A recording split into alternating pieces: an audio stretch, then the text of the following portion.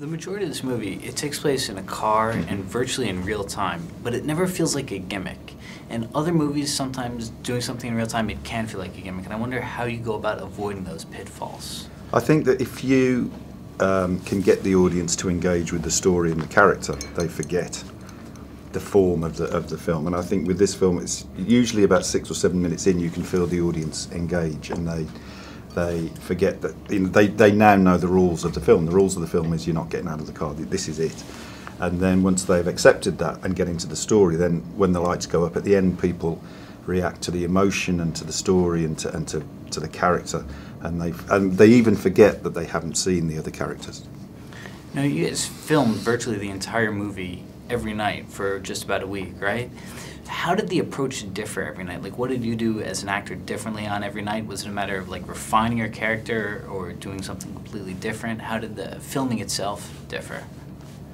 It was a bit of both, actually. I mean, every night's a different night, and there's another opportunity to try new things and investigate new things from the starting place of the first night, which was a continuation of the rehearsal process. So it's just an organic evolution of lateral choices whilst going along the linear structure of point A to B, the beginning of the film to the end of the film. So it's a logical sort of natural progression, and then tweaking, and halfway through the filming you put out some messages. And yeah, it was. We shot the film after a table read for 5 days. We went through the script and did whatever direction needed to be done, and we shot it for 3 nights. And then I wrote a letter to all of the cast suggesting alternative motivations for them, and see how that works. And then ultimately it was possible to cut between the 2 different approaches, and they would fit together because people are weird and they change and they have lots of motivations. So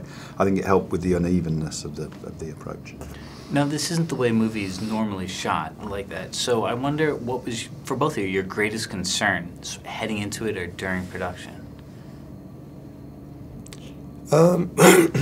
That's interesting. Like there was a distinct lack of concern, unless I was completely like bottleneck shouldered and like the bullheaded. I didn't notice anybody concerned actually about the time limitation, the amount of pages that had to get done, the moving vehicle, me not knowing the lines, all the things that could eventually cause other people nausea and concern. There was a distinct lack of it, and we just sort of mucked in and got on with it, really, and which was a testament of the team, really, and I think the security and the confidence of each individual asset within the team, from production, director, writer, right down the line. Everybody turned up to do Locke, and were on a similar page when it came to working. It was a bit like England during the Second World War, where everybody said, let's just all get on with it and just get it done, and it will be over soon.